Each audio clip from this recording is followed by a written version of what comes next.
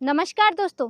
धान की फसल में पानी ज़्यादा लगता है, फर्टिलाइज़र ज़्यादा लगता है, मेहनत बहुत लगती है, तो पैदावार भी तो उसी अनुसार मिलनी चाहिए, फुटाव भी वैसे ही होना चाहिए, बढ़वार भी बहुत अच्छी होनी चाहिए। लेकिन होता क्या है, रोपाई के बाद में उल्टा होना शुरू हो जाता है, धान पीला पड़ने लग जाता है या फिर कई लंबे समय तक किसान भाई वेट करते हैं लेकिन फुटाव नहीं होता है।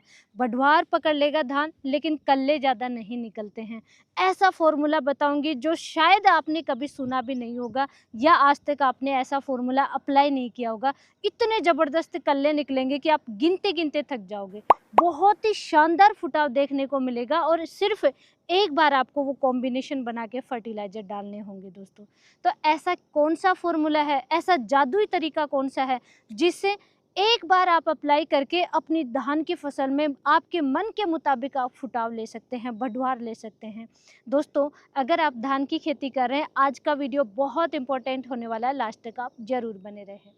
देखिए दोस्तों, ये है धान की फसल, यहाँ रोपाई हो चुकी है और इस फसल को लगाए हुए, इस धान को लगाए हुए लगभग 12 दिन आज हो चुके हैं, 12 से 13 दिन हो चुके हैं। ये देखिए, अभी धान इस पूरे खेत में देखेंगे, कुछ प्लांट्स में फुटाव ये देखिए बहुत अच्छा हो रहा है, लेकिन कुछ प्लांट्स में देखेंगे बीच-बीच में फुटाव नहीं है और पीलापन भी आ रहा है कुछ-कुछ प्लांट्स में। तो क्या करना है दोस्तों कि पूरे ही पौधों में इक्वल सेम ज़्यादा से ज़्यादा बढ़वार भी हो और फुटाव भी हो। बढ़वार के साथ-साथ ही फुटाव होना चाहिए, ऐसा नहीं कि सीधा-सीधा धान लंबा चला जाएगा तो आगे चल कर के गिर जाएगा और अगर फुटाव कम होगा तो बालियाँ कम निकलेंगी। अगर कल्लेज कम है तो दोस्तों बालियाँ ज़्यादा कैसे निकलेंगी? आप भी समझदार हैं।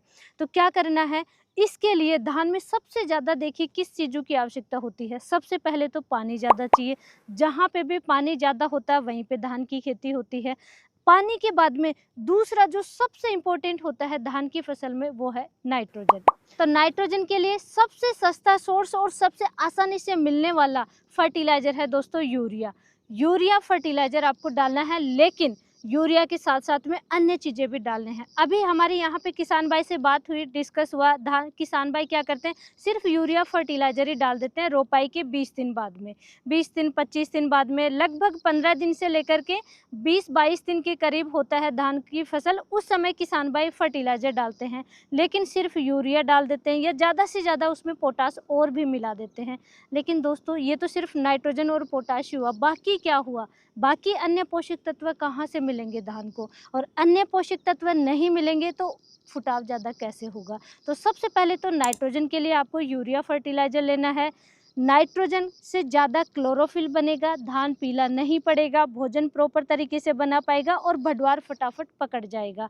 तो नाइट्रोजन की पूर्ति के लिए आपको यूरिया लेना है। 1 एकड़ के लिए 35 से 40 केजी प्रति एकड़ के हिसाब से आपको लेना है यूरिया फर्टिलाइज़र।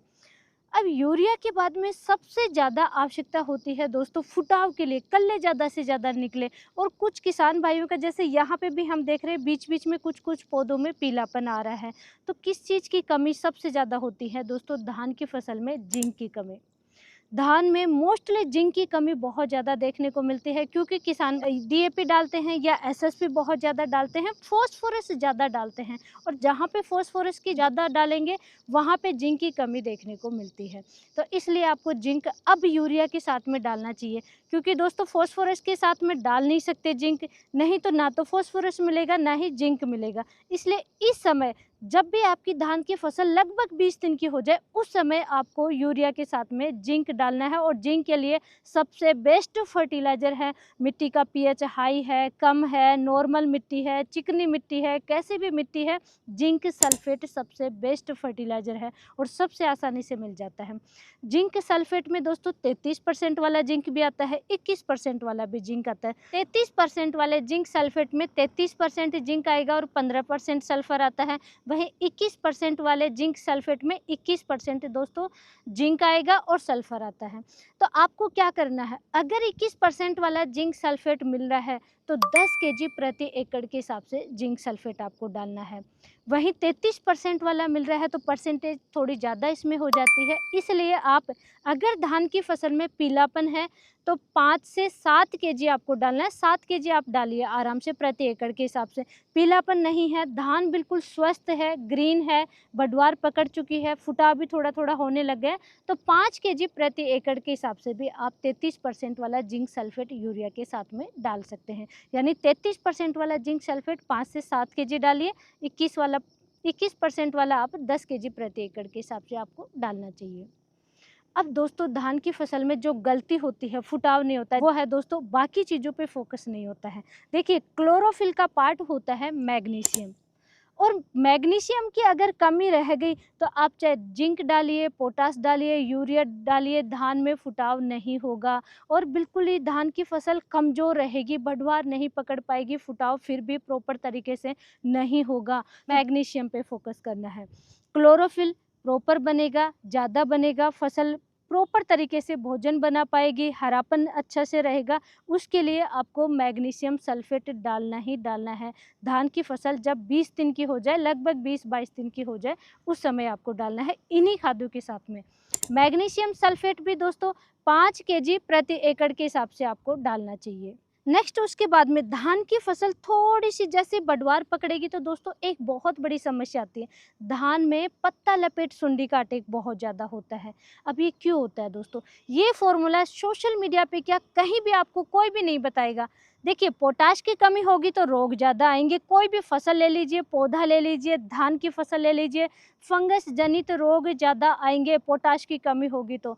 अगर जिंक की कमी होगी तो रस चूसने वाले कीटों का ज़्यादा अटैक होगा। अगर फेरस की कमी आएगी किसी भी फसल में तो फेरस की कमी से पत्ता चबाने वाले कीटों का अटैक बहुत ज़्यादा होता है, जिसमें कि पत्ता लपेट सुंडी भी, अगर जिस धान में फेरस की कमी होगी उसी में अटैक ज़्यादा देखने को मिलता है। और क्लोरोफिल भी बहुत अच्छा बनता है, यानी फसल में भोजन प्रॉपर बनता है, डार्क रहेगी, डार्क ग्रीन आपकी फसल रहेगी, तो उसके लिए फेरस सल्फेट भी आपको ज़्यादा नहीं लेना, 2 से 3 केजी प्रति एकड़ के हिसाब से इन्हीं फर्टिलाइजर के साथ में लेना है। धान की फसल है जब 20 से 22 दिन की हो जाएगी, यूरिया हो गया, जिंक सल्फेट हो गया, मैग्नीशियम सल्फेट हो गया, फेरस सल्फेट हो गया, 2 जादुई चीज़ें आपको और लेनी है जिस पे मैंने ऑलरेडी वीडियो बनाया है। सिर्फ आप ह्यूमिक फर्टिलाइजर मिला करके किसान भाई डालते हैं, ह्यूमिक से क्या होता है? सिर्फ रूट डेवलपमेंट होता है, जड़ों का विकास होता है।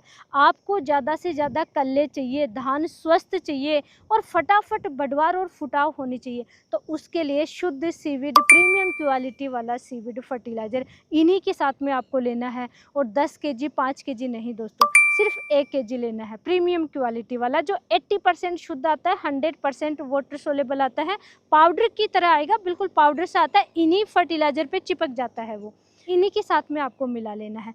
क्यों डालना है दोस्तों? रीजन आप समझिए। सीविड में क्या होता है? Nitrogen, phosphorus, potash, calcium, manganese, zinc, कई पोषक तत्व होते हैं और साथ में प्लांट हार्मोन होते हैं, ऑक्सिन हार्मोन, साइटोकाइनिन, जिब्रेलिन, और साथ ही ये ऑर्गेनिक फर्टिलाइजर है दोस्तों। तो ऑक्सिन हार्मोन होगा तो बढ़वार ज़्यादा होगा, साइटोकाइनिन होगा तो फुटाव ज़्यादा होगा, इसलिए आपको सीविड फर्टिलाइजर डालना है। और सीविड में दोस्तों मैं दानेदार फॉर्म की बात नहीं कर रही हूँ, उसमें 10%, 5%, 2%, 20% आएगा, उसका रिजल्ट नहीं मिलेगा। जो पाउडर फॉर्म में आता है उसी का इस्तेमाल करना है। साइड में आपको वीडियो क्लिप भी लगा दूंगी, आपको दिख जाएगा किस टाइप का आता है, नहीं तो मेरे पुराने वीडियो देखिए, उनमें आपको जरूर दिख जाएगा सीविड फर्टिलाइजर कैसे इस्तेमाल करना है।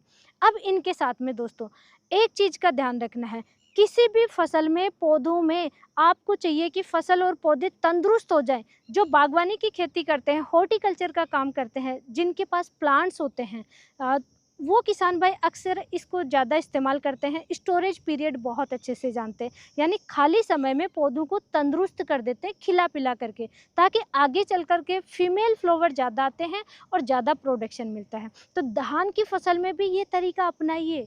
कैसे अपनाना है दोस्तों? धान की फसल में भी स्टोरेज बढ़ा दो खाली समय में, अभी तो बाली नहीं निकल रही हैं और अभी से इसमें स्टोरेज बढ़ जाएगा तो आगे चल कर के बाली लंबी निकलेगी, मजबूत निकलेगी, दाने भरा बहुत अच्छा होगा। तो स्टोरेज बढ़ाना है, और स्टोरेज बढ़ाने के लिए क्या करना है दोस्तों? इन्हीं फर्टिलाइजर के साथ में एक लास्ट फर्टिलाइजर डालना है, फुल्विक एसिड दोस्तों। सबसे इस खेती में अगर किसी भी फसल और पौधे में स्टोरेज बढ़ाना है तो एकमात्र तरीका है, उसमें ज़्यादा से ज़्यादा फुल्विक एसिड का इस्तेमाल करो। धान के दाने हैं वो आगे चल कर के मोटे निकलेंगे, बालियाँ मोटी आएंगी, और साथ ही दोस्तों इसका तना है धान का, वो मोटा होगा, मजबूत होगा, जिससे धान की फसल गिरेगी भी नहीं और स्टोरेज अभी से बढ़ जाएगा। तो दोस्तों लास्ट में मैं एक बार शॉर्ट में रिपीट कर देती हूँ, खर्चा ज़्यादा नहीं है, चीज़ें थोड़ी थोड़ी ही इस्तेमाल करनी है, लेकिन सारी चीज़ें इस्तेमाल करनी है। यूरिया फर्टिलाइज़र 35 से 40 केजी, जिंक सल्फेट 5 से 7 केजी, 21% वाला है तो 10 केजी ले लीजिए। Magnesium sulphate 5 KG, ferrous sulphate 2 से 3 KG, seaweed fertiliser premium quality वाला सिर्फ 1 केजी और फुलविक एसिड 1 केजी। इस फर्टिलाइज़र को सबको एक साथ में मिक्स कीजिए और 1 एकड़ में छिड़काव कर दीजिए। ये 1 एकड़ की डोज है। और दोस्तों आप मुझे जब इसका इस्तेमाल कर लें उसके 7 दिन 10 दिन बाद में रिज़ल्ट जो मिलेगा खेत में, उस रिज़ल्ट मिलने के बाद में मुझे कमेंट करके ज़रूर बताना। ऐसा जादुई रिज़ल्ट मिलेगा कि आसपास के लोग आपके खेतों में आकर के देखेंगे, भाई आपने क्या डाला है, ऐसा क्या डाल दिया, ऐसा शानदार रिज़ल्ट देखने को मिलेगा। और दोस्तों ऐसी ही नॉलेजफुल जानकारी के लिए वीडियो को लाइक कीजिए, चैनल को सब्सक्राइब कीजिए, ज़्यादा से ज़्यादा किसान भाइयों तक शेयर ज़रूर करें। धन्यवाद।